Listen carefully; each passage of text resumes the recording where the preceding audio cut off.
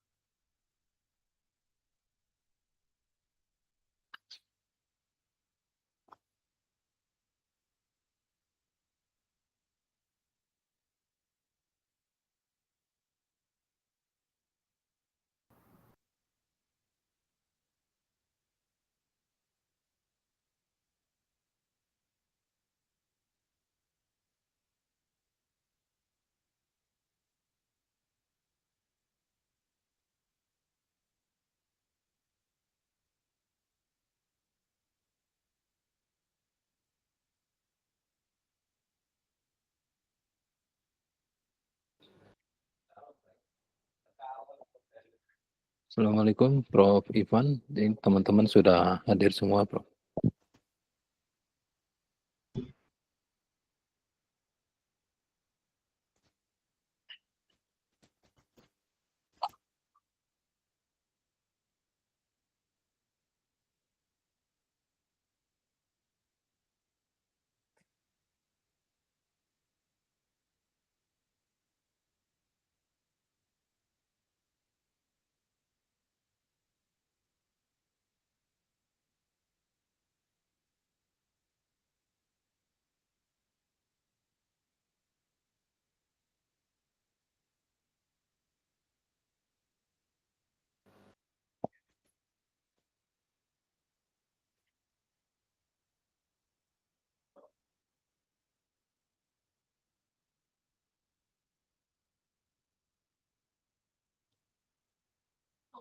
Assalamualaikum. Waalaikumsalam, Prof. Alhamdulillah.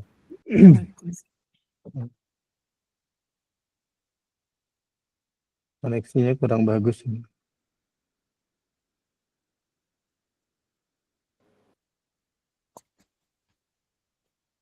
Nampaknya sudah semua hadir ini ya, Mbak Yunita. Sudah hadir semua? Maaf, Prof. Masih ada 2 lagi, Prof. Ada Mbak Lia sama Mas Amrul. Mas Amrul sedikit terlambat karena masih perjalanan. Mbak Lia lagi saya hubungi ulang, Prof. Terima kasih. Baik, kalau gitu. Pak Wisnu, gimana kita mulai saja sambil menunggu yang lainnya? Monggo, Prof. Silakan, Prof. Baik, terima kasih. Assalamualaikum warahmatullahi wabarakatuh. Waalaikumsalam warahmatullahi wabarakatuh. Selamat siang dan salam sejahtera untuk kita semua. Pertama, syukur alhamdulillah bahwa pada hari ini kita masih diberikan kesehatan untuk mengikuti perkuliahan filsafat ilmu yang ke-5. Para mahasiswa sekalian, ini di fase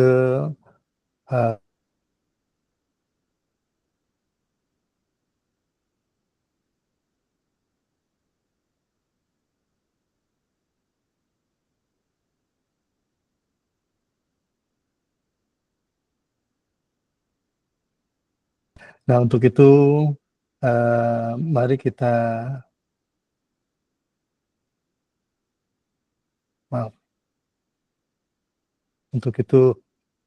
mari kita mulai perkuliahan kita ini dengan berdoa agar semua diberi kelancaran dari mulai awal hingga akhir. Berdoa kita mulai.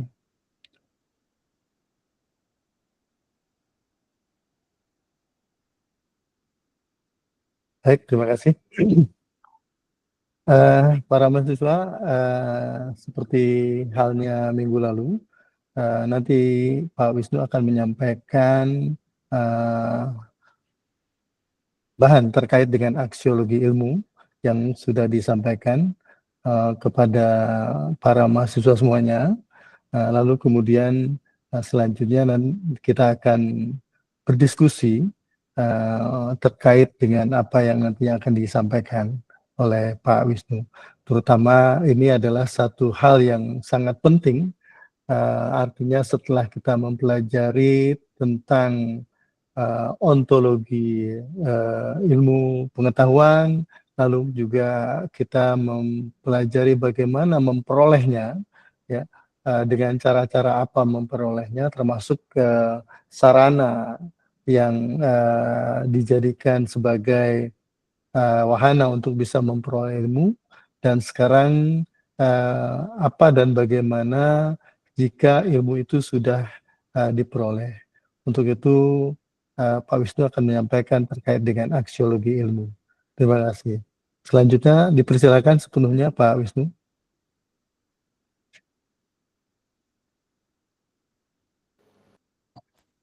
Terima kasih Prof. Izin untuk menyampaikan materi tatap muka kelima Prof. Ya, silakan Pak. Untuk memulai ini ada pengantar dulu. Kita sampai di tatap muka kelima. Jadi fasenya adalah ilmu pengetahuan telah kita peroleh ya menggunakan metode ilmiah.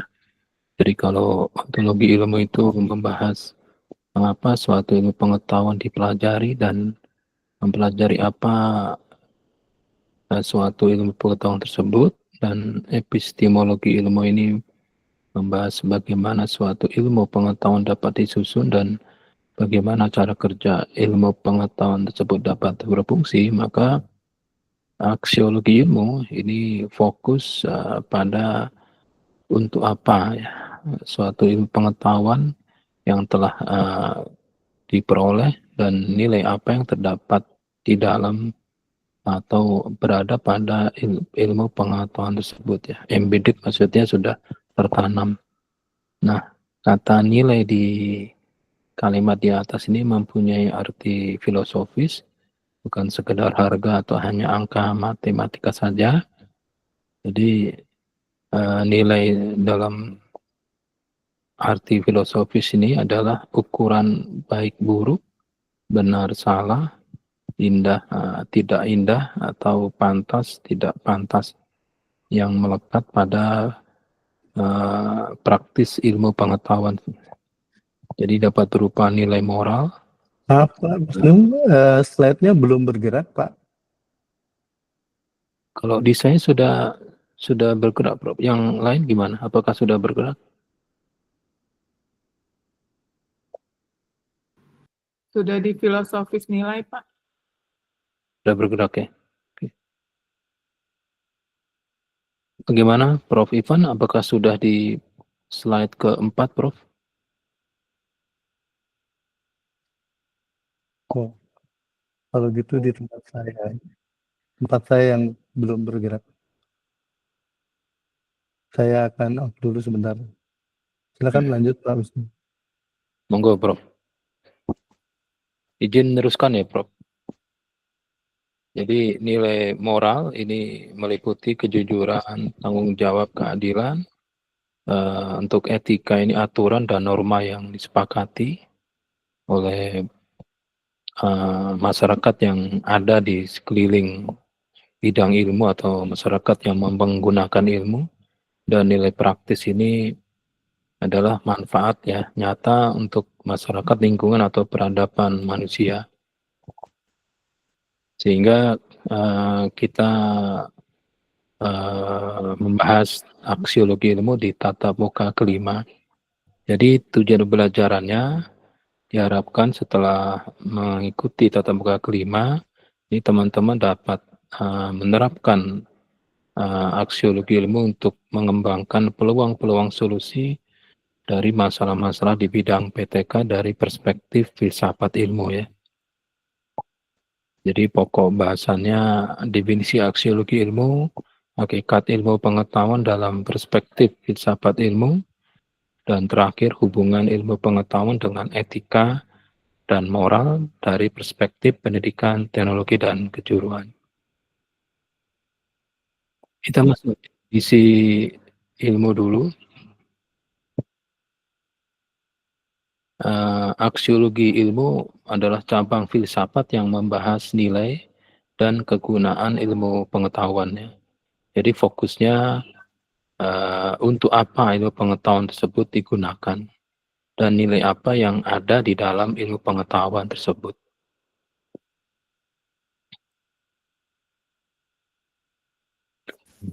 Dalam hakikat psikologi aksiologi ilmu ini perspektif filsafat ilmunya ini menekankan pada ilmu itu tidak netral secara nilai ya. Kalau ilmu pengetahuan memang harus wajib netral, tapi dalam nilainya ini tidak netral. Jadi metode ilmiah ini sudah berusaha objektif ya untuk netral, tapi penggunaan ilmu pengetahuan ya secara praktis ini selalu terkait ya dengan berbagai kepentingan yang muncul di suatu tempat, etika dan tanggung jawab moral dari para ilmuwannya gitu ya. Yang kedua, fungsi ilmu ini di aksiologi ilmu itu menanyakan sejauh mana ilmu pengetahuan bermanfaat bagi manusia. Apakah untuk kemajuan peradaban, apakah untuk kesejahteraan, meningkatkan kesejahteraan, atau dapat disalahgunakan ya. Kita semua paham ada suatu saat ilmuwan itu ditakuti oleh masyarakat ya. Sejak dijatuhkannya Mr. Fatman dan Little Boy di Hiroshima Nagasaki ya.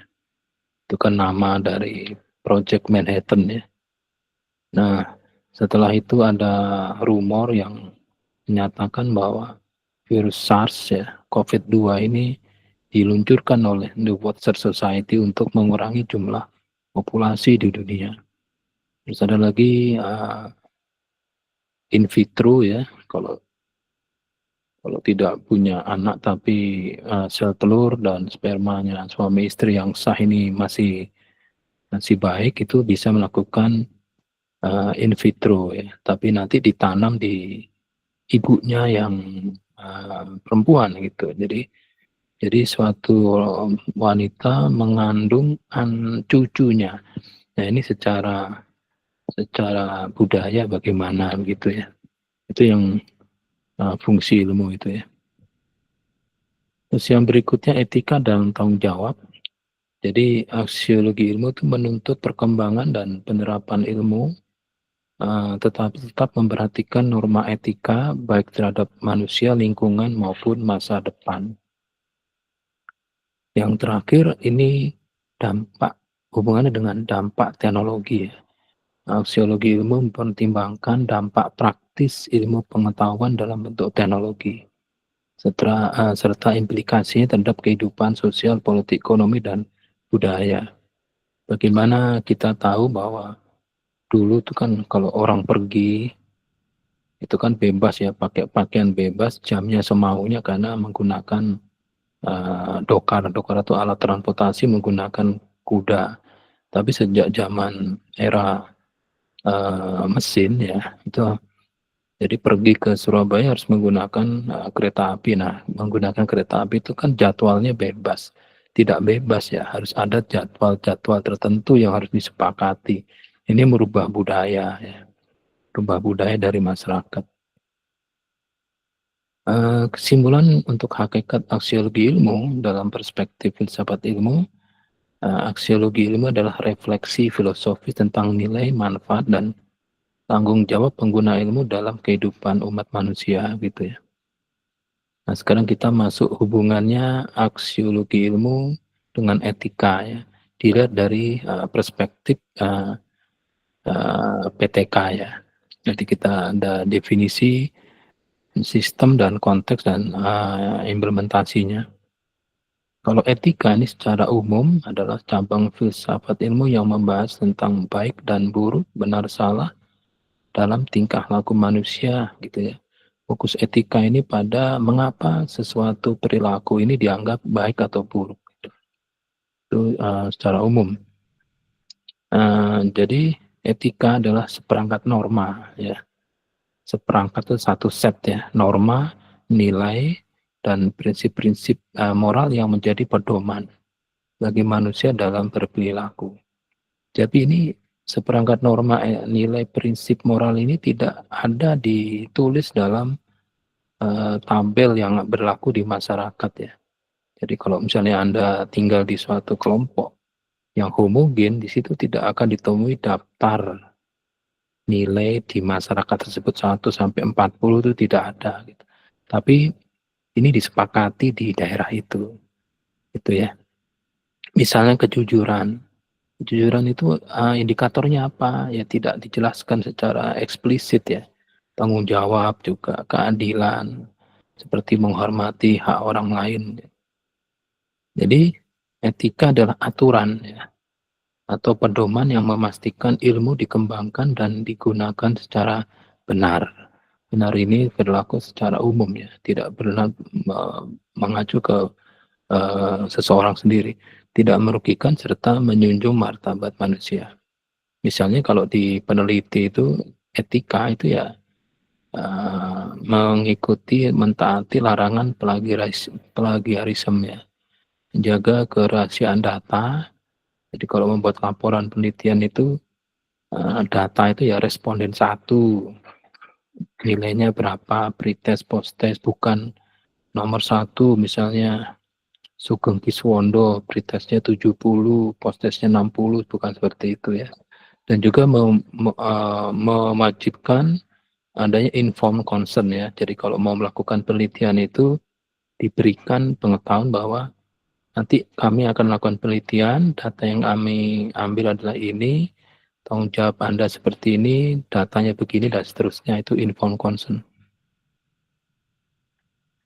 Dalam konteks PTK, etika adalah sikap dan pedoman perilaku dalam mendidik ya, meneliti, dan menerapkan teknologi. Kalau mendidik itu adil ya, tidak diskriminatif, menghormati peserta didik ya. Kalau meneliti itu jujur, tidak memasukkan data. Kalau menerapkan teknologi itu maksudnya teknologinya aman, bermanfaat, tidak merugikan masyarakat atau lingkungan. Sekarang hubungan aksiologi ilmu dengan etika dalam perspektif PTK. Jadi aksiologi ilmu ini membahas untuk apa ilmu digunakan, nilai apa yang melekat, dan manfaat apa yang ditimbulkan. Dalam PTK, ilmu diarahkan untuk mengembangkan kompetensi penguasaan teknologi, keterampilan vokasi, dan relevansi dengan dunia kerja, begitu ya. Jadi aksiologi ini akan menentukan nilai dan manfaat ilmu. Jadi ilmu seharusnya bertujuan untuk berfungsi menyejahterakan manusia, memajukan pendidikan, dan membangun industri berkelanjutan. Etika juga memastikan cara mencapai manfaat tersebut sesuai norma. Penelitian, pengajaran, dan penerapan teknologi harus dijalankan dengan jujur, adil, dan bertanggung jawab. Misalnya contoh pertama, hubungan aksiologi ilmu dengan etika dalam perspektif PTK ya. Misalnya riset kurikulum vokasi ya. Kalau aksiologi ilmu ya adanya program atau kegiatan revitalisasi kurikulum vokasi ini meningkatkan efisiensi pembelajaran praktik ya misalnya, atau kurikulum di sekolah di satuan pendidikan SMK misalnya 26, SMK 4 atau 57. Ini ujung-ujungnya adalah meningkatkan efisiensi pembelajaran praktik.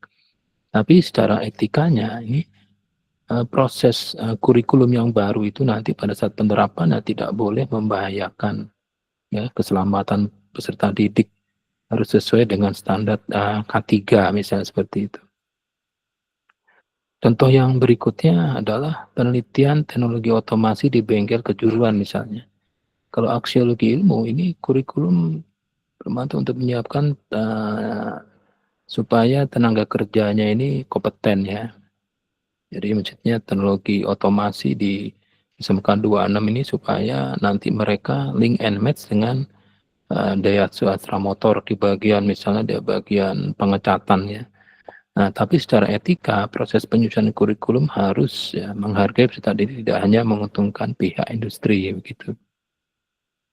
Terus penelitian tindakan kelas ya. Secara aksiologi ilmu, penelitian dilakukan untuk meningkatkan kualitas pembelajaran praktik gitu ya. Dari fase 1, fase 2 itu terjadi peningkatan ya. Pretest post-testnya peningkatan sehingga nanti tujuan belajarannya dapat maksimal terjadi. Secara etika, peneliti, maksudnya fasilitator atau dosen ini wajib menjaga kerahasiaan data hasil penelitian peserta didik. Sebelum melakukan penelitian harus meminta persetujuan dan tidak mempermalukan peserta didik di depan teman-teman ini secara etika saja ya. Contoh keempat, inovasi energi terbarukan untuk SMK. Jadi ada teknologi, inovasi teknologi untuk diterapkan di SMK ya. Ini aksiologinya ya, penelitian menghasilkan pembangkit listrik tenaga surya skala kecil agar sesuatu konsep yang abstrak ya di bidang energi terbarukan ini dapat secara konkret ya, dijadikan model sehingga pembelajaran lebih relevan dengan tren energi masa depan gitu ya. Tetapi secara etika hasil penelitian harus dapat diakses secara terbuka, artinya dipublikasikan. Jadi kalau hasil penelitian itu wajib dipublikasikan itu supaya secara etika penelitian dapat diakses oleh banyak orang gitu ya. Tidak dimonopoli kepentingan pribadi serta memperhatikan keberlanjutan lingkungan.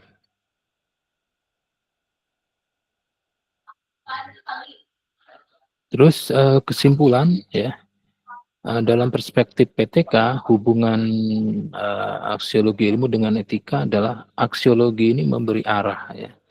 Sedangkan etika itu memberi aturan-aturan atau batas-batas ya. Batas-batas yang tidak boleh ditabrak ya, supaya tujuan dapat benar tercapai. Itu hubungan aksiologi ilmu dengan etika dalam perspektif pendidikan, teknologi, dan kejuruan. Nah, yang berikutnya hubungan aksiologi ilmu dengan moral dalam perspektif PTK. Kita lihat dulu definisi moral ya secara etimologi. Jadi secara etimologis moral itu berarti aturan yang tidak tertulis ya tentang perilaku baik buruk yang dapat diobservasi dalam kehidupan masyarakat ya. Dalam filsafat ilmu, moral ini adalah seperangkat nilai atau norma baik buruk yang menjadi pedoman perilaku manusia dalam menggunakan dan mengembangkan ilmu pengetahuan yang dikuasainya gitu.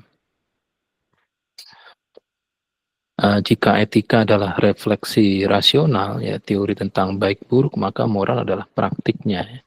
Jadi operasionalnya dalam penerapan nilai tersebut dalam kehidupan sehari-hari di masyarakat. Nah, ciri moral dalam perspektif filsafat ilmu, ini maksudnya adanya moral itu dapat dideteksi gitu ya. Adanya tanggung jawab ilmuwan ya.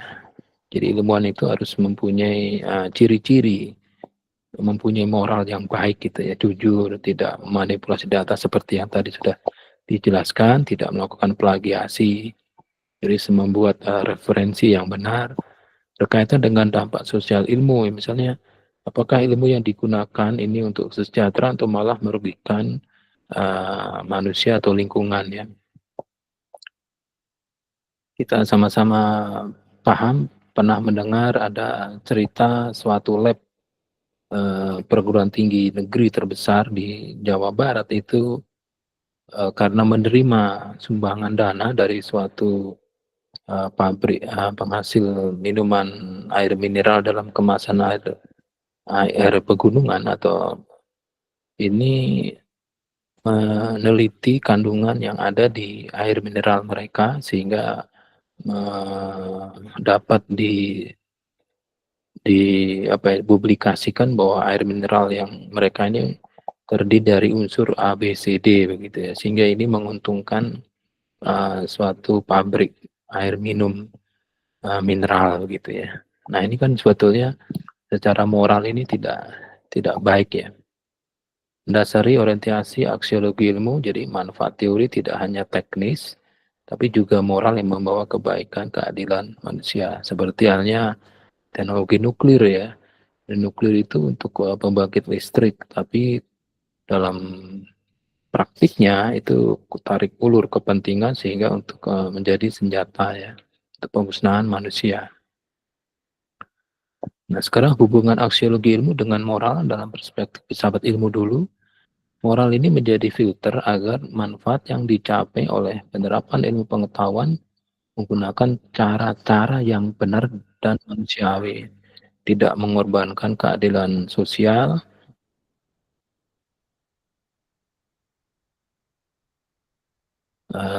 tidak merendahkan harkat peserta didik, dan tidak merusak budaya dan lingkungan. Contohnya untuk hubungan aksiologi ilmu dengan moral dalam perspektif PTK ya. Ini misalnya pengembangan kurikulum vokasi ya. Kalau aksiologi ilmu, kurikulum disusun agar sesuai dengan kebutuhan industri. Ini kalau aksiologi ilmu, tapi kalau moral, kurikulum harus memperhatikan pengembangan karakter peserta didik ya. Jadi peserta didik itu bukan hanya sebagai alat produksi yang murah gitu ya. Jadi maksudnya jangan sampai nanti mahasiswa yang PKL 1 tahun di kelas SMK 4 tahun ini akan menjadi pekerja dengan gaji yang murah gitu ya. Misalnya riset otomasi di bengkel produktif menghasilkan inovasi dengan efisiensi tinggi, itu aksiologi ilmu, tapi moralnya ya teknologi tidak boleh menyingkirkan tenaga kerja tanpa memberi solusi reskilling ya. Kalau dulu ada upgrading, terus ini manusia tetap dijunjung lebih tinggi daripada mesin ya. Jadi cerita di Toyota Astra Motor yang untuk ngecat panel-panelnya itu menggunakan mesin ya, mesin robot. Nah itu membuat pekerja itu di PHK ya. Ini termasuk dari sisi moral teknologi ya. Terus tesis mahasiswa S2 PTK. Ya kalau secara aksiologi ilmu ya menghasilkan penelitian yang bermanfaat bagi pendidikan kejuruan. Tapi moralnya ya penelitian harus dilakukan dengan jujur. Misalnya menguji pretest, post-test, tapi ternyata uji asumsi untuk dapat melakukan uji T berpasangan itu harus datanya harus berdistribusi normal. Selisihnya itu harus berdistribusi normal. Nah ini karena tidak normal, karena tidak mau menggunakan statistik non parametrik, akhirnya penelitian melakukan adjusting data pretest ya, sehingga data pretest dan post-testnya menjadi normal. Nah ini ya, hasil penelitiannya dipublikasikan atau dipresentasikan di seminar berreputasi ya. Kalau ternyata tidak mau atau menolak untuk dipublikasikan, nah berarti ini ada secara moral mungkin ada yang dilanggar begitu ya. Kesimpulan, dalam perspektif PTK, hubungan aksiologi ilmu dengan moral adalah ilmu itu harus diarahkan untuk tujuan yang bermanfaat, aksiologi ya. Dan tujuan tersebut harus diwujudkan dengan menjunjung nilai-nilai kemanusiaan atau moral gitu. Saya kira sudah cukup Prof dari saya. Mohon arahan dari Prof Ivan.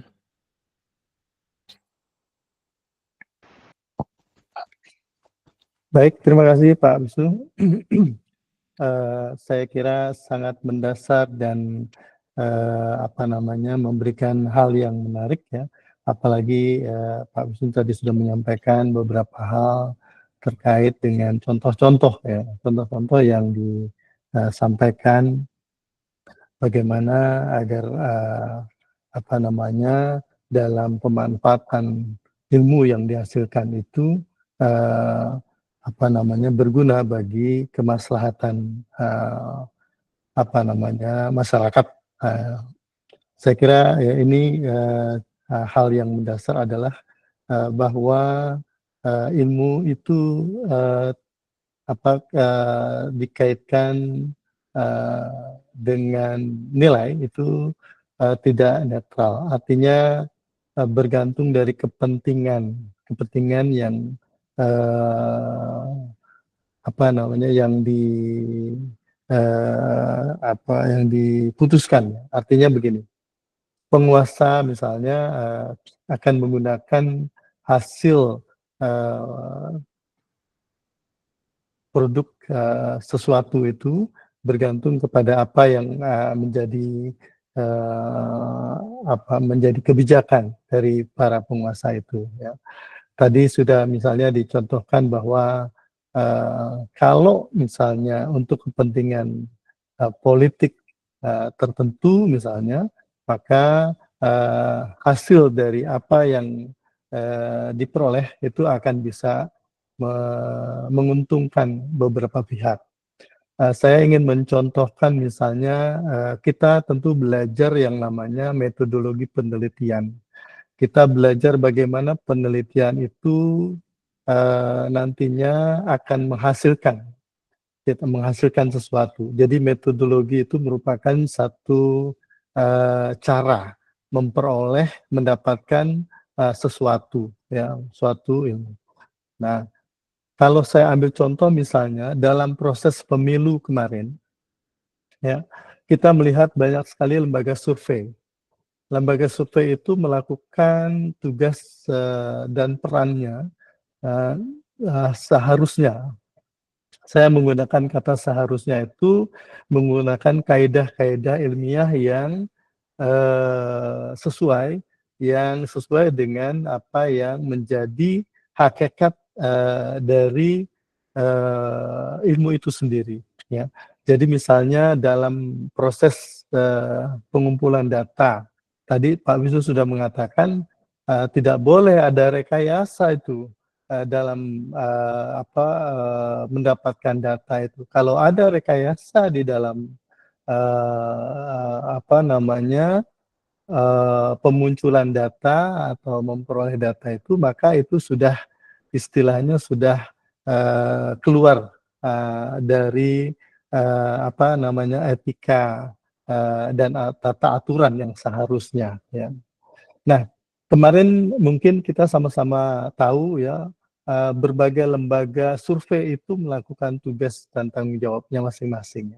Namun begitu ada lembaga-lembaga survei yang nampaknya tidak netral, dalam arti tidak sesuai dengan tata aturan.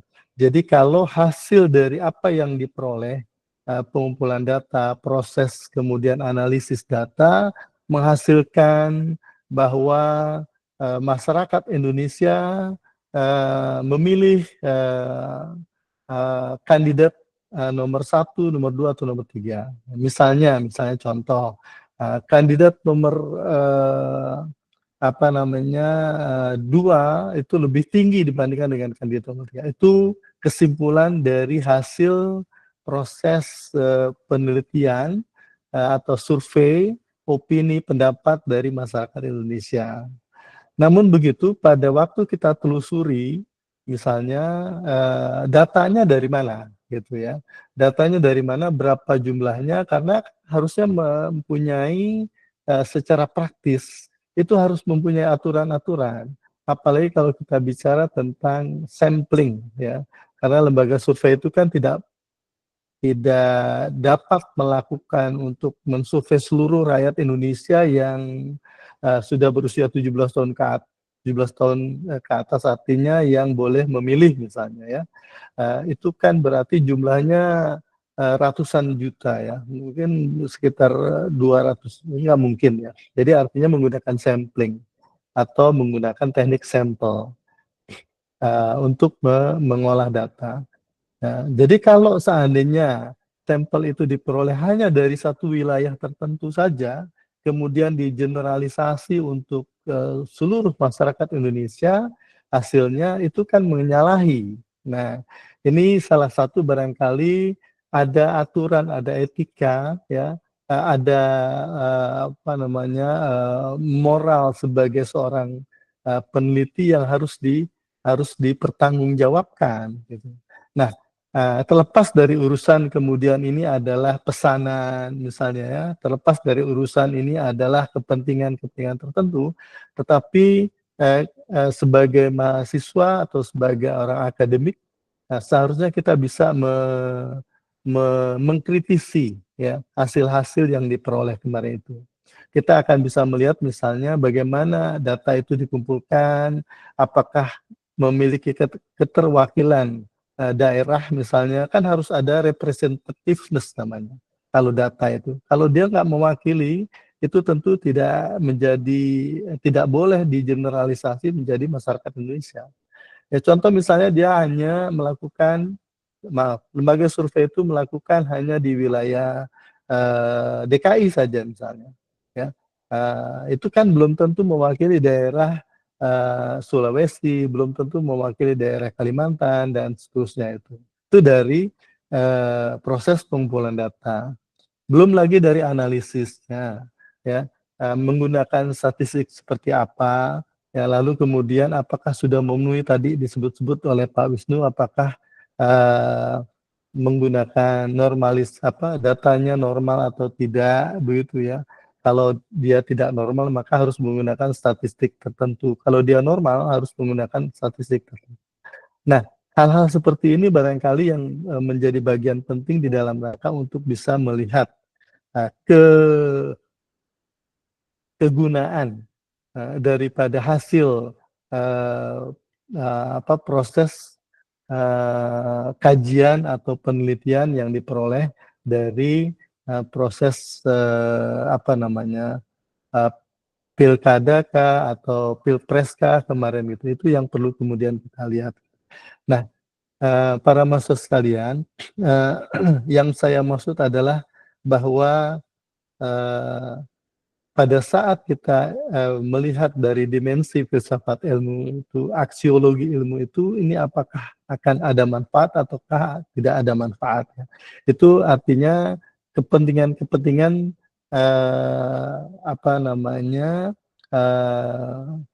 ada di sana. Ya, jadi artinya memang inilah yang perlu kemudian secara kritis sebagai seorang mahasiswa untuk bisa mencermati ya hasil-hasil dari penelitian. Nah, di sini ada norma ya, nilai moral yang harus dimiliki oleh seseorang peneliti atau mungkin kelompok peneliti untuk bisa mempertanggungjawabkan apa yang dihasilkan gitu.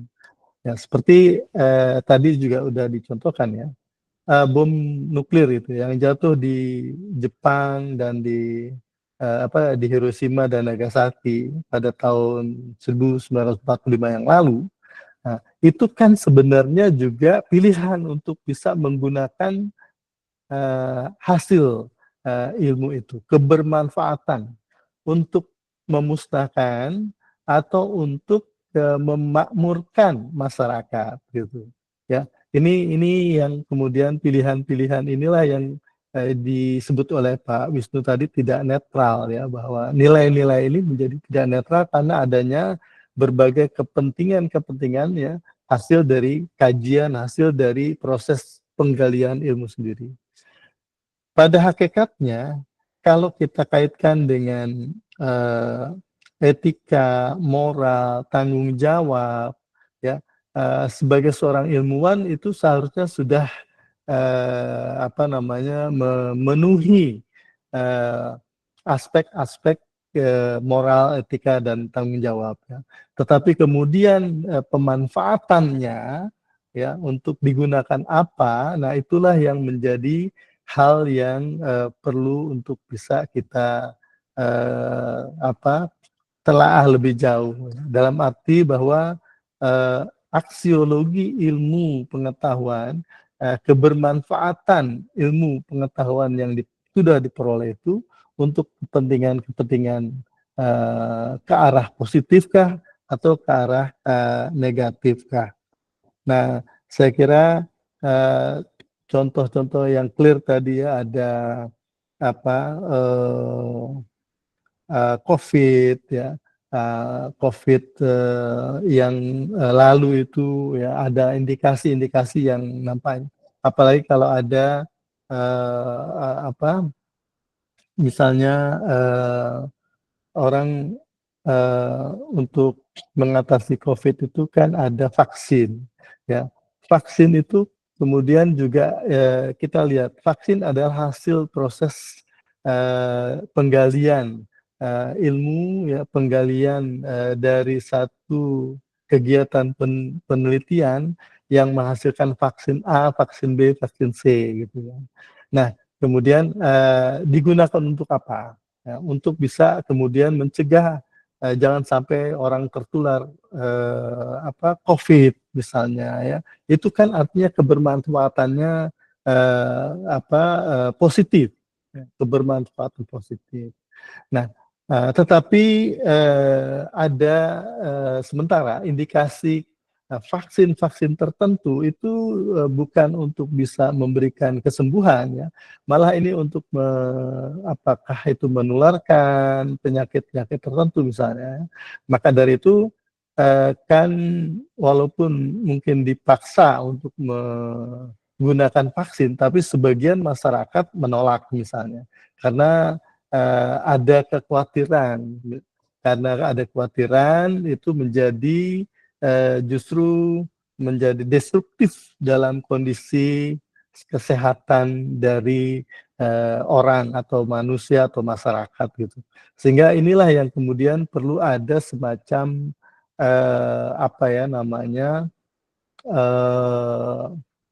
komitmen bersama, ya, antara pengambil kebijakan pemerintah, ya, kemudian pelaksana dalam hal ini adalah misalnya Kementerian Kesehatan, dan kemudian ada hal yang mendukung, ya, katakanlah misalnya dari sisi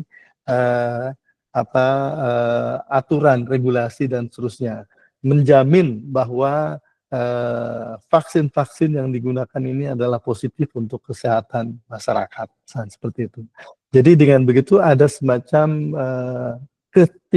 tingkat kepercayaan yang tinggi, ya, kepada pemerintah untuk melakukan apa yang diatur, apa yang dibuat dalam kebijakan-kebijakan, sehingga ini bisa diikuti oleh masyarakat. Singkatnya bahwa hasil produk dari satu ilmu pengetahuan tertentu itu manfaat kegunaannya itu diarahkan kemana. Jadi dalam perspektif filsafat ilmu dalam hal ini, aksiologi ilmu itu memberikan semacam arah kemana ilmu itu akan dimanfaatkan atau akan digunakan. Cloning misalnya. Kita pernah mendengar ada cloning sapi, tapi kemudian ada indikasi kuat, gitu ya, adanya cloning manusia. Ini kan bahwa ilmu cloning untuk kebermanfaatan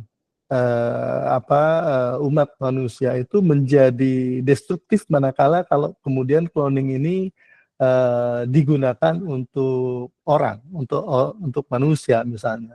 Bayangkan kalau misalnya ada Bu Yuanita nanti, Bu Yuanita 1, Bu Yuanita 2, lalu orang akan memilih mana ini yang Bu Yuanita sebenarnya. Ini kan sangat luar biasa. Ini sangat bertentangan dengan moral dan agama, ya, karena agama sudah mengatur kehidupan. Jadi inilah yang kemudian ada tabrakan-tabrakan yang secara secara mendasar harus dimiliki oleh mereka yang menjadi penggali ilmu pengetahuan, ya, untuk kemudian digunakan untuk kepentingan kemaslahatan umat manusia. Saya kira itu tambahan saya. Kemudian sekarang kita mungkin buka diskusi, silakan para mahasiswa terkait dengan aksiologi ilmu pengetahuan, ya, dalam dimensi filsafat ilmu, dimensi aksiologi ilmu pengetahuan.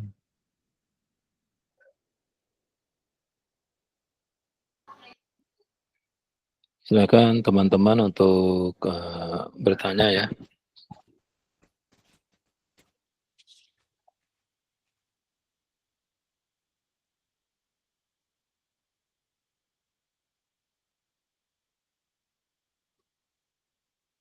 Ayo, silakan.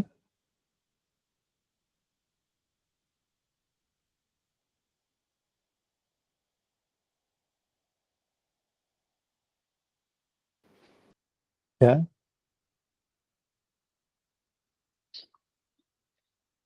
Jika mungkin malu bisa lewat chat ya atau message di icon kanan bawah itu ada, bisa menuliskan pertanyaannya.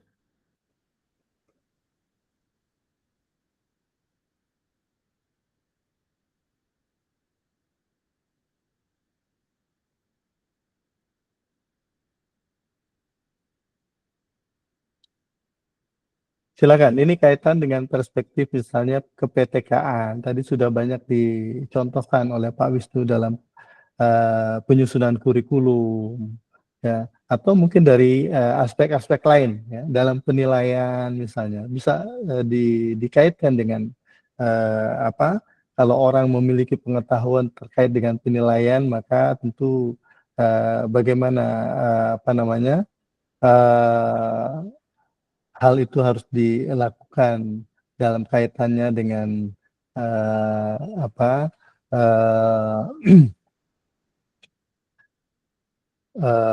Aksiologi, ya, dengan aksiologi untuk bisa memberikan penguatan, ya. Intinya adalah bahwa bagaimana apa yang diperoleh, apa yang sudah dihasilkan itu memberikan perubahan signifikan terhadap pengetahuan, terhadap keterampilan maupun terhadap sikap peserta didik.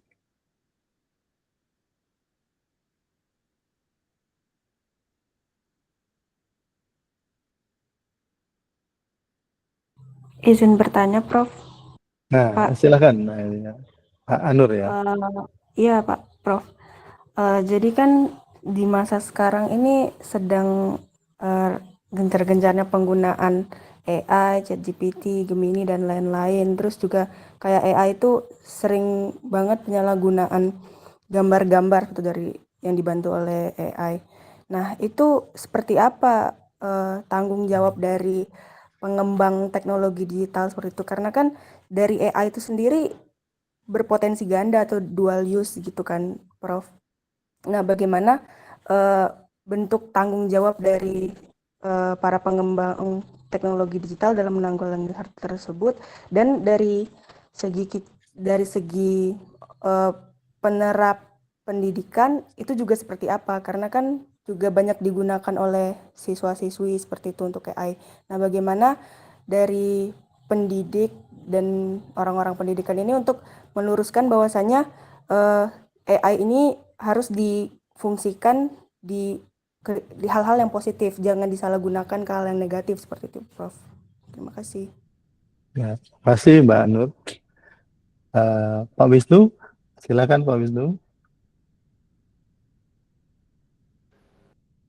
Oke, terima kasih Prof. Izin menjawab ya dari Mbak Anur Putri ya untuk aplikasi AI ya.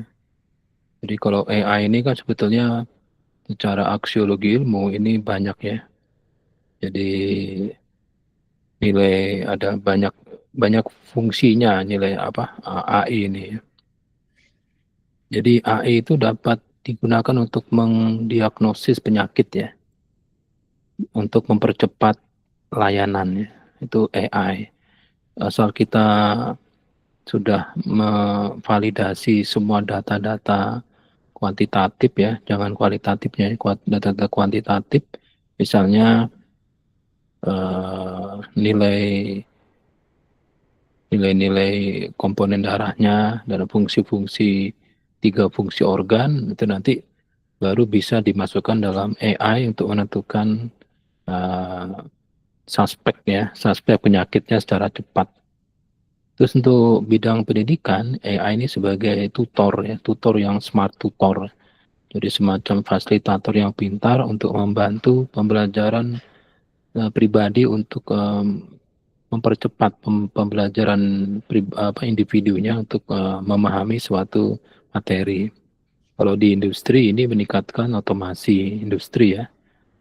Nah, yang menjadi masalah adalah jika AI ini digunakan untuk hal-hal yang digunakan oleh seseorang yang menguasai teknologi AI, digunakan untuk hal-hal yang tidak masuk dalam etika dan moral gitu ya. Nah, sekarang pertanyaannya kan bagaimana tanggung jawab dari Mbak pertanyaannya?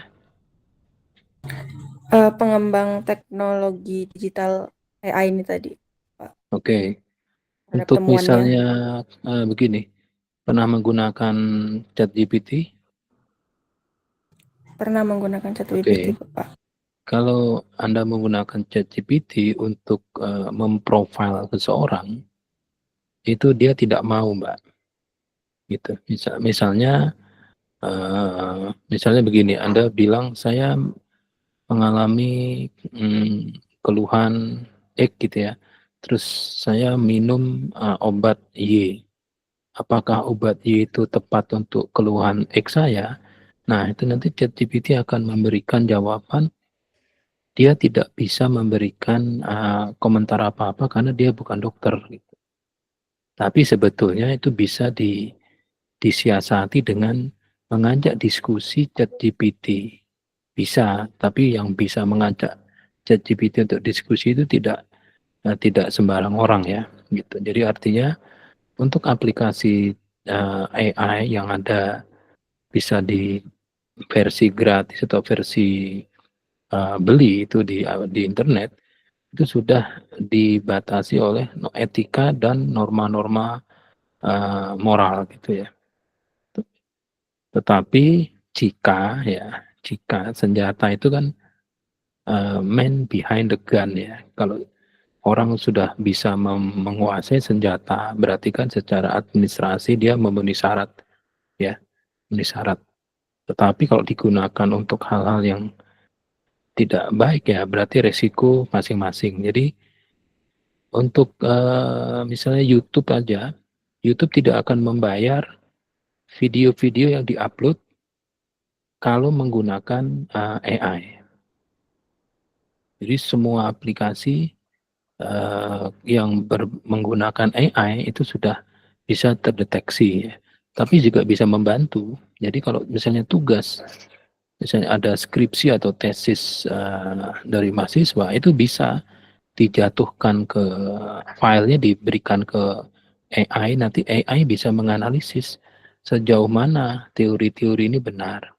Tetapi AI juga bisa membuat proposal bahkan penelitian tesis gitu. Nah, sekarang tinggal manusianya itu, misalnya yang membuat menyuruh ChatGPT yang versi bayar untuk membuat tesisnya itu juga bisa, tapi akan terlihat saat paragraf satu dan paragraf yang lain ini tidak nyambung gitu ya. Itu sudah resiko sendiri-sendiri ya. Itu resiko penelitinya begitu. Jadi tanggung jawab dari AI ini ya bukan pembuat AI-nya, tapi penggunanya ya. Jadi penggunanya AI. Karena tentunya aplikasi-aplikasi itu sudah dibuat berdasarkan kebutuhan ya, need assessment yang besar. Demikian Prof. Monggo pencerahan dari Prof. Ivan.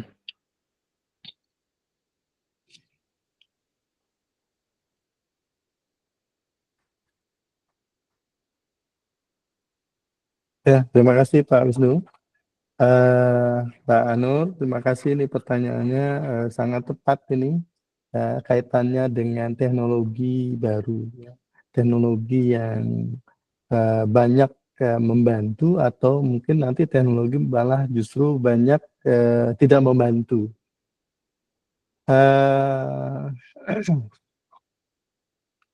Prinsip untuk mendapatkan pendidikan yang baik itu adalah untuk bisa mengubah pola pikir, terus kemudian terinternalisasi berwujud menjadi pola kerja, gitu ya. Nah, jadi artinya kalau misalnya AI, artificial intelligence itu akan memberikan dorongan untuk bertumbuhnya proses berpikir, itu akan memberikan manfaat, faedah yang bagus untuk manusia. Tapi kalau AI itu ternyata mendestruksi pola pikir manusia menjadi tidak kreatif, ya, menjadi kurang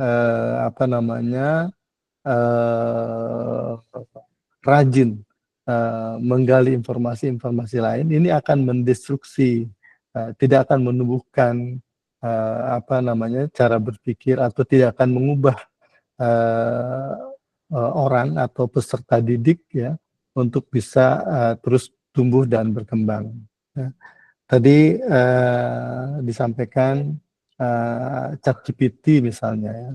Tentu kita sebagai dosen, sebagai guru tidak bisa mencegah penggunaan ChatGPT ini dalam berbagai tugas mahasiswa atau siswa gitu ya. Tetapi yang perlu diarahkan adalah bagaimana agar AI ini membantu, bukan kemudian menyerahkan sepenuhnya hasil tugas dan tanggung jawab kepada AI gitu ya. Jadi saya menyambung dari apa yang disampaikan Pak Wisnu terkait dengan pemanfaatan AI oleh mahasiswa dan juga oleh siswa. Nah, artinya kalau seandainya tugas itu sepenuhnya diserahkan, ya, jadi kita tidak berpikir, kita tidak mencoba merekayasa, mengkombinasi, menguatkan, ya, semuanya itu sudah diserahkan. Nah, padahal menurut yang si penemu AI ini, saya lupa namanya, Alman itu mengatakan begini, hati-hati kalau menyerahkan sepenuhnya semuanya kepada AI. AI itu banyak halusinasinya, ya, banyak halusinasi itu mencari hal-hal yang tidak kait mengait gitu ya. Nah, halusinasi itu kan bebas gitu ya. Jadi artinya walaupun kita menggunakan itu sebagai pembantu atau mendorong untuk membantu, tetapi tetap tugas dan tanggung jawab sebagai mahasiswa atau sebagai siswa itu penuh untuk bisa mengkreasi hal-hal yang baru yang diperoleh dari AI. Nah, jadi artinya kalau kita memperhatikan pengembang teknologi dengan memanfaatkan AI, ya, tentu ini bergantung kepada bagaimana kebermanfaatannya, ya. Tadi kalau tidak salah pertanyaannya terkait dengan pengembang teknologi yang memanfaatkan AI dalam rangka untuk menghasilkan sesuatu, ya. Jadi sebenarnya kehadiran teknologi AI itu sesuatu yang perlu diterima, ya, dengan berbesar hati, tetapi tentu harus diperhatikan bahwa jangan sampai justru kemudian orang jadi nggak berpikir gitu ya, mahasiswa jadi nggak berpikir gitu. Tetapi tentu saja ini harus menjadi bagian penting dalam rangka untuk memahami bahwa bukan teknologi sepenuhnya yang mengendalikan kita, tetapi kita yang mengendalikan. Jadi boleh kita meminta bantuan, boleh kita kemudian mencari literatur dari berbagai sumber, ya, dengan bantuan AI, itu untuk bisa memberikan semacam penguatan terhadap hasil yang kita peroleh gitu ya. Satu hal barangkali ini kan juga kaitannya dengan moral dan tanggung jawab, ya. Jadi kalau tadi ditanyakan Mbak Anur itu sudah menggunakan ChatGPT misalnya untuk mencari ide, gagasan, atau bahkan mungkin menjawab tugas ya, pertanyaan. Nah, mungkin disitulah pentingnya bahwa apa yang diperoleh ya itu tidak serta-merta bulat-bulat itu yang kemudian diterima ya, tapi mesti dikritisi karena seperti yang disampaikan oleh penemu AI-nya itu hati-hati ya karena itu adalah halusinasinya dari ChatGPT atau AI itu sehingga ini belum tentu kemudian bisa memberikan semacam penguatan ya terhadap apa yang kita ingin peroleh gitu. Nah, ada tadi Mbak Anur juga menanyakan terkait dengan moral dan pengembang begitu ya Mbak Nur ya? Betul, Prof. Jadi sekali lagi kalau mahasiswa itu kan sudah pernah diberi semacam pembekalan. Kalau sumber-sumber yang kita peroleh itu bukan atas dasar analisis sendiri, bukan atas dasar berpikir sendiri, maka sumber-sumber itu harus kita rujuk ya, agar kita tidak terjebak ke dalam di dalam paparannya Pak Wisnu itu dikatakan terjebak ke dalam plagiat, ya, ada tindak plagiat, ya. Sehingga artinya apapun yang kita gali dari berbagai sumber itu, maka sumbernya itu harus kita informasikan. Ya.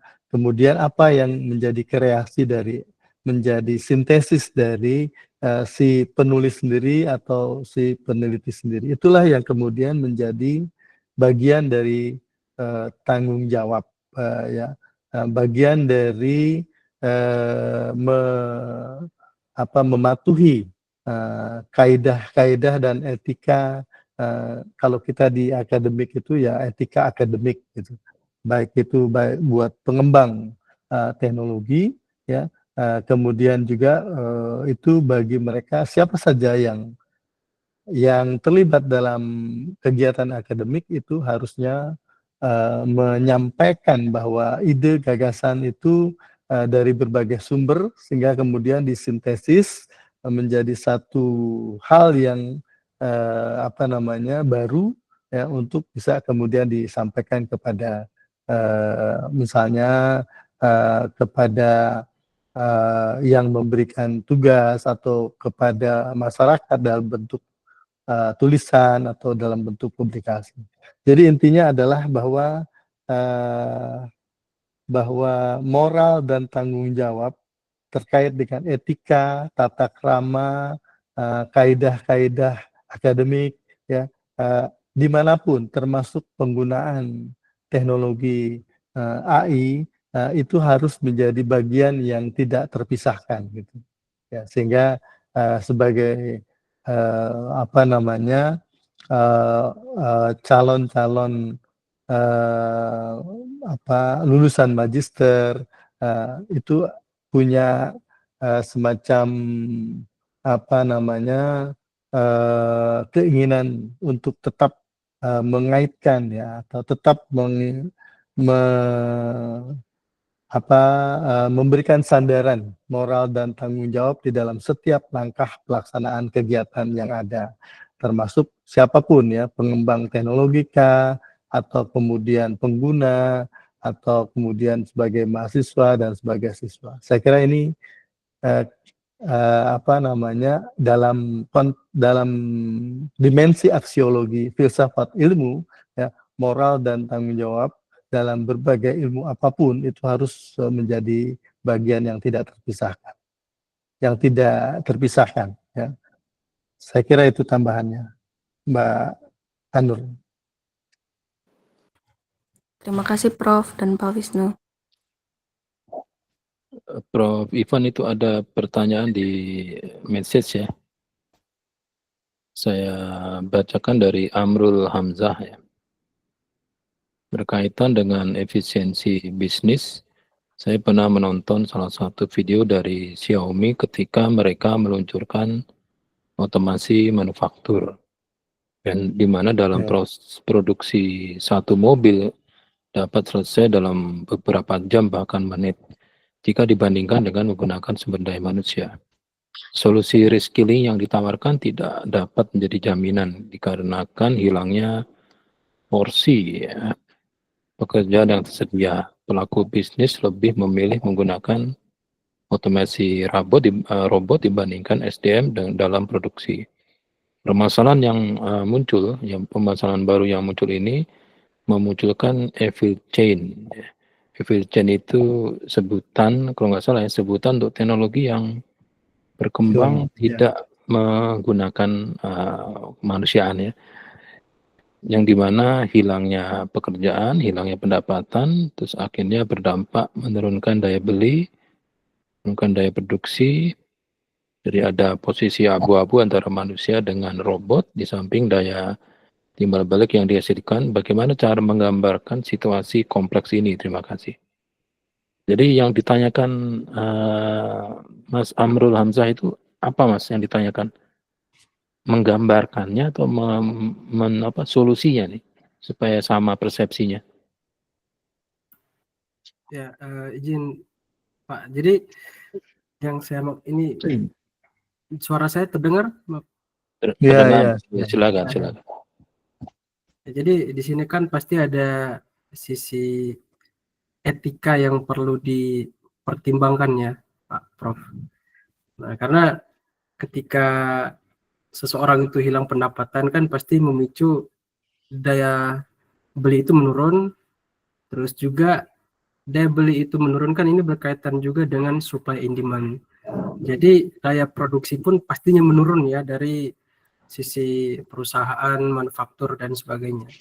Nah, yang saya ingin tekankan di sini tuh gimana sih posisi antara manusia dan juga AI ini? Bagaimana menggambarkan situasinya gitu? Mungkin bisa dibahas dari segi etikanya dan bagaimanakah posisi yang seharusnya bagi AI ini bagi manusia gitu. Apakah posisinya tadi kan di dalam slide yang dijelaskan sama Pak Wisnu itu kan manusia posisinya harus berada lebih di atas mesin dan juga sebagainya. Gitu kurang lebih Pak dan juga Prof.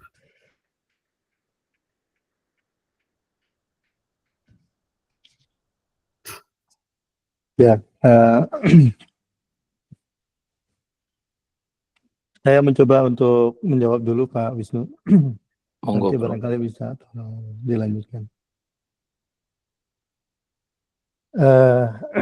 Keberadaan teknologi melalui otomasi, ya, itu menghilangkan banyak pekerjaan. Bahkan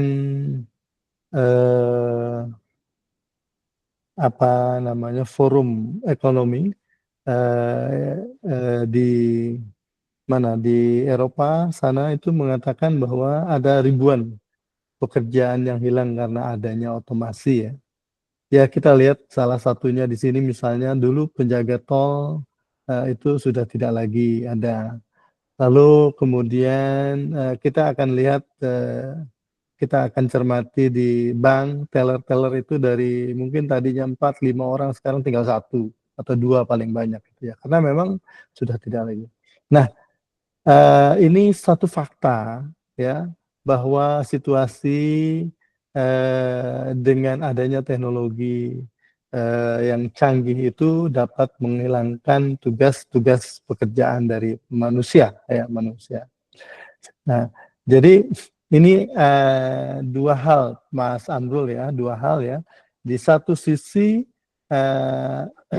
bahwa ada otomasi teknologi sehingga pekerjaan diambil alih, lalu kemudian orang kehilangan pekerjaan, kurang pendapatan, dan kemudian juga akhirnya mungkin menimbulkan banyak persoalan-persoalan atau problem-problem di masyarakat ya. Itu satu sisi. Satu sisi lagi, kalau sekarang hasil teknologi itu digunakan, dimanfaatkan untuk kepentingan apa gitu. ya.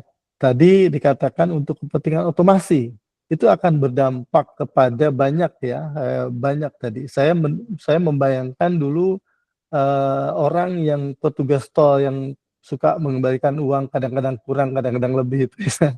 Nah, itu sekarang kerjaannya di mana itu ya, gitu. Nah, jadi artinya apakah orang mau berpikir untuk apa namanya tidak berubah ya dengan kondisi semacam ini, ataukah kemudian orang segera mencari alternatif ya untuk bisa dia mencari pekerjaan-pekerjaan yang untuk kelangsungan hidupnya. Itu hal yang lain ya. Nah sekarang kalau kebermanfaatan teknologi dalam dimensi tadi ya untuk kemaslahatan ya untuk kebaikan ya dalam konteks moral, etika dan tanggung jawab ya tentu ini ada kaitannya dengan bagaimana kemudian itu digunakan, dimanfaatkan untuk kepentingan. Toh seandainya itu nanti untuk digunakan di satu sisi adalah untuk kepentingan percepatan layanan misalnya ya, untuk keakurasian layanan ya, itu adalah hal yang kita lihat sebagai dari satu sisi itu sebagai hal yang positif gitu ya, yang positif. Sehingga dengan begitu maka tentu saja teknologi otomasi itu atau teknologi AI yang lain ya untuk bisa memberikan kenyamanan dalam proses pelayanan. Jadi ini juga memberikan satu hal yang penilaian ya terhadap bagaimana kebermanfaatan teknologi itu. Bahwa kemudian hasil atau dampak lah barangkali ya yang lebih tepat lagi itu berhubungan atau berkaitan dengan urusan tadi yang saya sudah ceritakan itu. Nah, sehingga itulah yang kemudian kita perlu adanya orang menyebutnya change ya. Kita ada di disrupsi teknologi ini. Mau kemana nih? Apakah mau diam? Mau berpikir tetap? Ya, itu akan bisa kemudian akan menggerus semua ya, hal-hal yang kita lakukan ya, pendapatan misalnya, lalu kemudian daya beli, akhirnya kemudian kesehatan dan seterusnya itu akan berdampak itu. Tapi kalau kita mengubah pola pikir ya untuk bisa kemudian bergerak apa yang harus kita lakukan itu hal yang berbeda. Jadi kita akan melihat sesuatu yang secara jernih ya dalam arti bagaimana kita dalam konteks aksiologi ya itu teknologi hasil rekayasa AI dan seterusnya itu dimanfaatkan untuk kepentingan yang baik ya, untuk kepentingan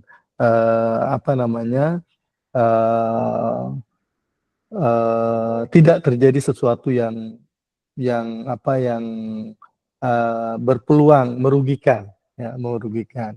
Misalnya contoh soal akurasi data, soal ketepatan sistem ya itu akan bisa memberikan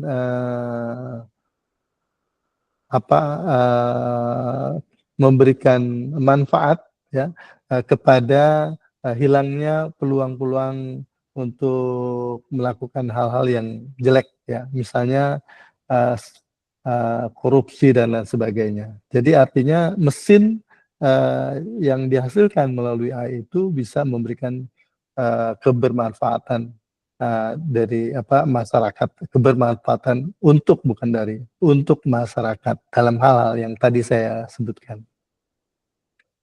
Demikian Pak Wisnu, barangkali bisa ditambahkan Pak Wisnu. Terima kasih Prof. Izin untuk menambahkan dari Mas Amrul Hamzah ya. Jadi menguatkan pendapat dari Prof. Ivan, jadi dalam aksiologi ilmu itu manusia itu sebagai subjek ya, sebagai subjek utama. Sedangkan AI atau sejenisnya ini hanya sebagai objek atau instrumen. Jadi dalam human in the loop ya, dalam loop itu manusia itu tetap berfungsi sebagai pengambil keputusan gitu ya. Jadi untuk mempercepat atau saran-saran keputusan itu disarankan oleh AI, itu ya. Misalkan robot yang digunakan dalam line industri untuk pengelasan rangka ya, di plant Cikarang itu Toyota Astra Motor sudah menerapkan beberapa mesin robot. Kenapa menggunakan robot? Karena memang presisinya tinggi ya. Tapi presisi tinggi itu memang robotnya itu diawali dengan diajari oleh manusia. Jadi setelah robot itu melakukan pengelasan di beberapa titik di suatu rangka, tetap ya manusia yang mengevaluasi hasil pengelasannya. Dianggap baik oleh manusia begitu. Jadi tetap manusia human in the loop ya, bukan melepaskan untuk AI sebagai pengambil keputusan. Seperti aplikasi untuk mendeteksi suspek penyakit ya. Jadi retina, ada retina dekatkan ke kamera, itu nanti data yang ada di retina itu akan dapat dianalisis menggunakan data-data yang dimasukkan menjadi expert system. Itu nanti kesimpulannya adalah suspek penyakit apa gitu. Tapi tetap yang menyimpulkan atau memutuskan itu tetap manusia. Kalau kita mengendarai kendaraan yang sudah menggunakan aplikasi ADAS, jadi pada saat kita tidur ya, pada saat kita naik kendaraan di tol terus kita tertidur dan di depan itu ada yang berhenti, maka sistem ADAS itu akan memberi informasi kepada driver bahwa di depan ini ada kendaraan berhenti dan harus segera bermanuver. Ditunggu sekian detik. Kalau driver tidak melakukan keputusan, maka diambil alih oleh sistem. Tapi tetap ya, begitu manusianya terbangun ya, tetap manusia yang melakukan manuver. Di pesawat pun juga sama ya. Pesawat itu terbang dari Jakarta ke Surabaya, itu pada saat take off dan landing itu tetap manusia. Tapi pada saat sudah terbang itu sudah menggunakan teknologi pilot tanpa pilot ya. Jadi intinya dalam filsafat ilmu bahwa teknologi AI atau sejenisnya harus memuliakan martabat manusia dan bukan sebaliknya. Demikian Prof, masukan dari saya Prof. Terima kasih Pak Wisnu. Pada hakikatnya adalah manusia yang menjadi decision maker ya untuk setiap apapun yang digunakan oleh mesin ya, sepertinya seperti itu. Pertanyaan dari Mas Amrul sama dengan kira-kira dengan sebelumnya nih, ada Asti Fatimah nih, tapi barusan live ini. Kemudian ada dari Desi Loren. Desi ya, Mbak Desi. Ini terkait dengan ilmu untuk ilmu ya, lalu kemudian sekarang ini kalau lihat dari logonya Kementerian Dikti Saintek itu ada sebelahnya itu selain dari logo Tuturi itu ada logo berdampak gitu. Jadi penelitian-penelitian yang dilakukan oleh mahasiswa, oleh dosen ya, didorong ya untuk punya dampak gitu, untuk punya dampak sehingga tidak hanya untuk kepentingan Scopus, tidak hanya untuk kepentingan WOS saja, tapi juga bagaimana hasil penelitian itu punya kontribusi kepada masyarakat di Indonesia khususnya, sehingga dengan begitu ada dampak. Jadi sekarang juga ada skema penelitian yang ditawarkan agar ada hasil untuk industri, karena diduga kuat Indonesia bisa maju kalau industrinya itu maju. Industrinya maju kalau hasil-hasil penelitian yang didukung oleh para peneliti dari kampus itu kuat, ya, erat gitu ya, bisa berkontribusi. Nah, dari situlah kemudian di kementerian mempunyai kebijakan saat ini, ada 6 prioritas ya, termasuk misalnya pangan, maritim, dan beberapa hal lagi, itu bisa dari hasil penelitian itu punya dampak gitu ya, untuk bisa memberikan kontribusi, bidang bidang pangan, bidang maritim, bidang ketahanan dan seterusnya gitu. Ini, mulai didorong walaupun mungkin sebelumnya itu, sudah juga banyak ya yang menghasilkan ya, untuk kepentingan masyarakat ya, tetapi mungkin belum banyak. Sekarang mulai didorong ke arah itu ya. Eee, ini pertanyaan dari, Mbak Desi, apakah Pak Wisnu akan memberikan juga tanggapan? Silakan, Pak. Terima kasih, Prof. Pertanyaan Mbak Desi ini, apakah penelitian bersifat ilmu untuk ilmu masih relevan ya? Ataukah pendanaan riset seharusnya diprioritaskan untuk ilmu yang memberikan dampak langsung ke masyarakat ya? Jadi kalau jawabannya seperti ini ya tergantung dari kepentingan ya, kepentingan itu ya sekarang dari tentunya kalau kementerian itu kan tidak punya misi ya, misinya dari misi presiden ya, Bapak Prabowo. Jadi ujung-ujungnya semuanya harus mengacu ke visi tersebut. Nah, untuk Kementerian Riset, Pendidikan Tinggi dan Inovasi itu sudah semua kegiatannya sudah menggunakan SDG ya, Sustain Development Goals ya. Itu ada 17 Sustainable Development Goals, itu ada 17 level. Nah, kalau pendidikan itu setahu saya SDG 4 ya, Quality Education ya. Quality Education itu mempunyai 3 indikator ya, AI tutor pintar, adaptive learning, dan akses pembelajaran daring. Nah, sekarang kalau ada proposal dari dosen itu membuat aplikasi AI tutor pintar, dan ada yang membuat proposal adaptive learning, dan ada yang membuat proposal akses pembelajaran daring.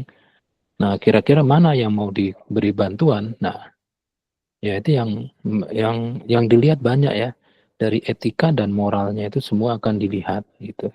Kalau dulu memang sebelumnya memang masih jauh dari yang seperti yang sekarang ya. Jadi sekarang lebih berdampak ya. Sekarang lebih berdampak. Jadi teman-teman mengacu ke Mbak Desi ini, kalau nanti membuat proposal tesis sebaiknya yang berdampak ya, yang ada dampaknya, bukan hanya ya kalau secara pragmatis ya, tesis yang baik itu ya tesis yang bisa selesai mengantarkan Anda bisa lulus. Tapi kalau bisa sama-sama menjadi alat untuk lulus, Anda juga dapat memberikan solusi satu masalah. Jadi tesisnya itu ada dampaknya. Jadi Anda sudah menyelesaikan satu masalah, jadi tesisnya sudah berdampak. Untuk melanjutkan, Prof, ini saya bacakan pertanyaan dari saudara Safety ya. Bentar, ini bingung saya pertanyaannya, double ini.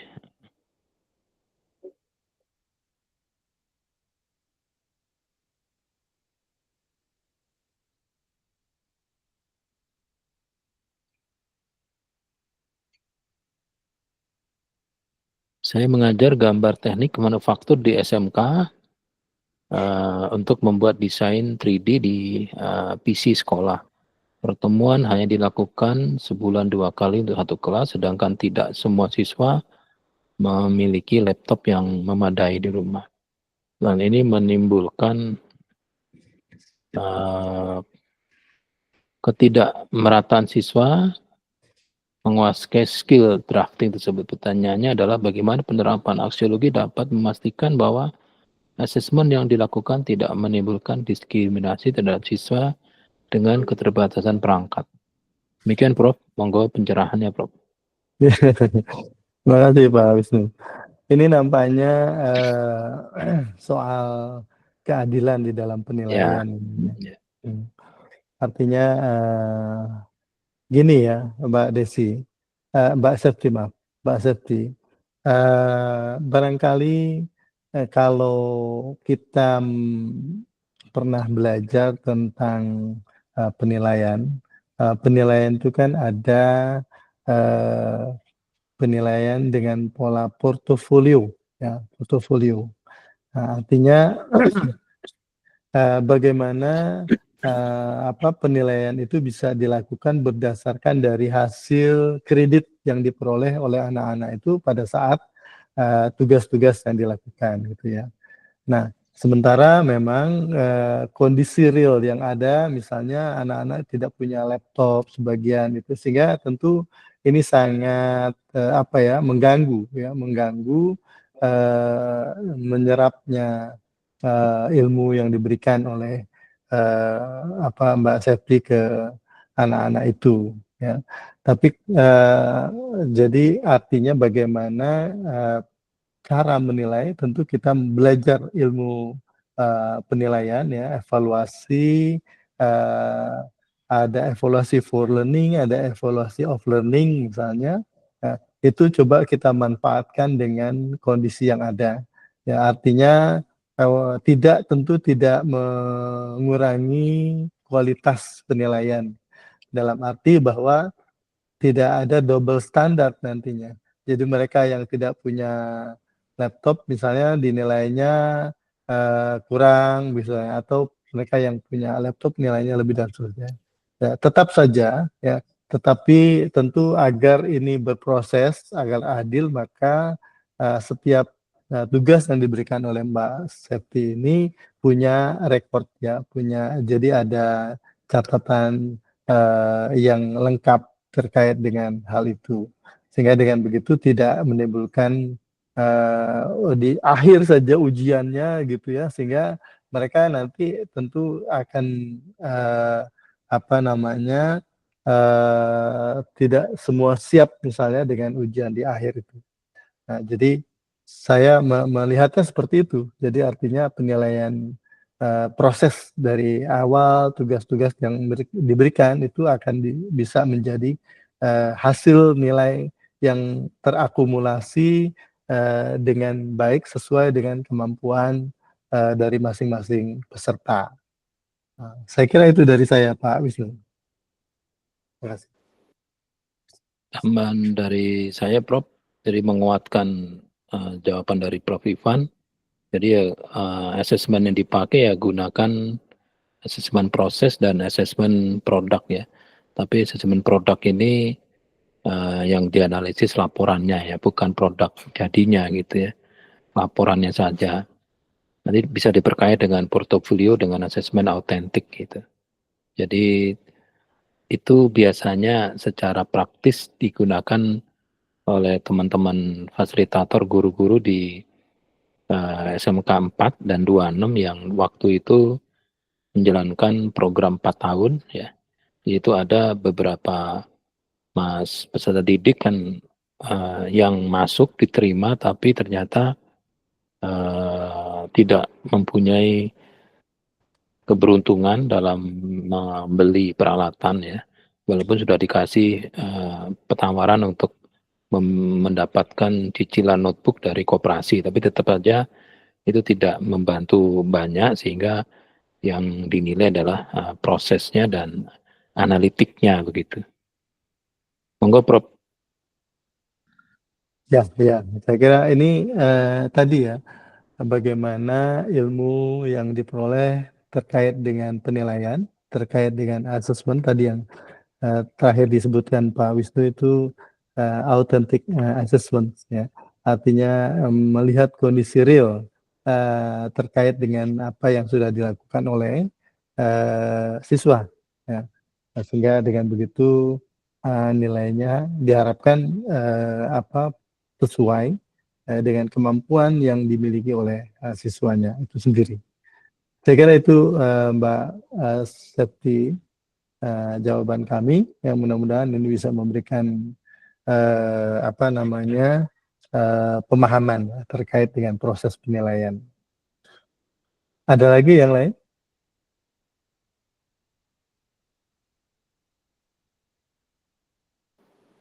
Mungkin Mas Rizky atau Mbak Yuanita, silakan. Ya, Mas Rizky nggak ada suaranya nih dari Ya, tadi. Mbak Dia, Mbak Anjani. Sinyalnya diputus, Prof. Silakan, Mbak Yunita. Oh, ini. Izin bertanya,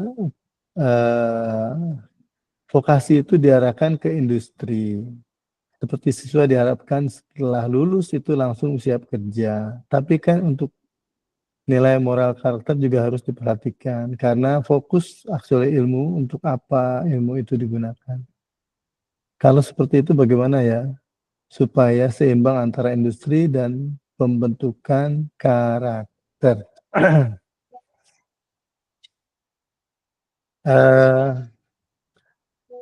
Mbak Yunita, saya dulu ya Pak Wisnu, terkait dengan pertanyaan ini. Saya ingin menggambarkan begini. Belajar itu kan yang diharapkan perubahannya ada 3 ya.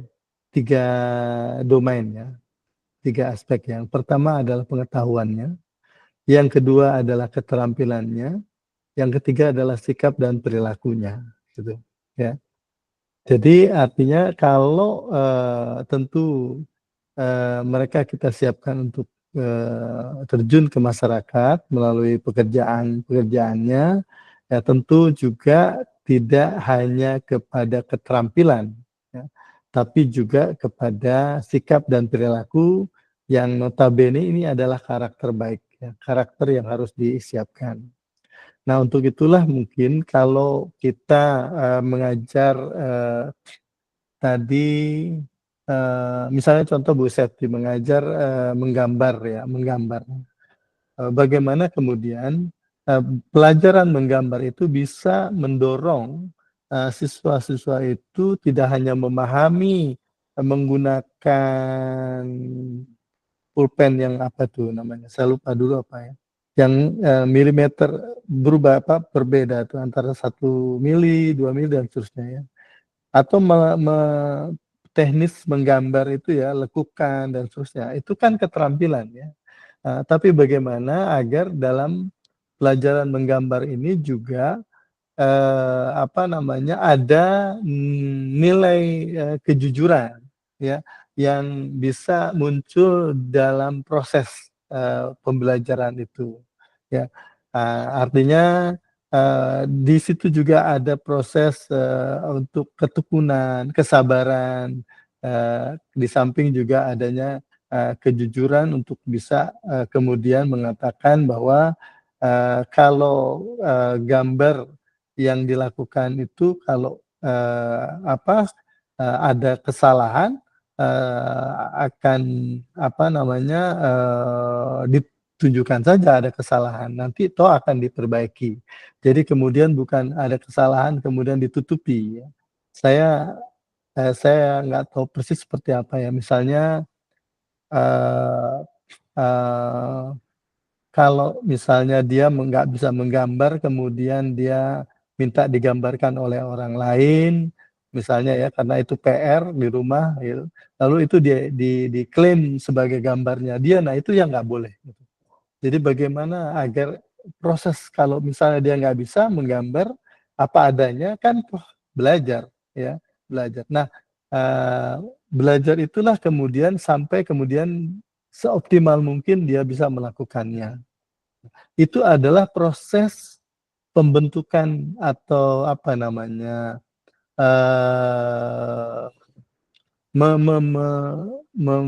mendidik ya karakter untuk apa adanya, kejujuran itu ada di situ gitu. Jadi tidak dia harus mendapatkan nilai 100 gitu ya, atau tinggi karena takut nggak lulus dan seterusnya. Sehingga dia melakukan hal-hal yang, menyimpang ya, minta digambarkan itu kan hal yang menyimpang kan, bukan dia yang sebenarnya. Nah dengan begitu itu adalah juga bukan mengajarkan sebetulnya, mendidik karakter di dalam mata pelajaran itu. Nah, begitu juga Bu Sabrina, Bu Yuanita ini kalau mau mengajar itu juga tentunya memberikan, suasana itu kepada anak didik kita, sehingga terbawa ke saat dia lulus dan dia bekerja. Nah, saya kira itu Pak Wisnu. Silakan Pak.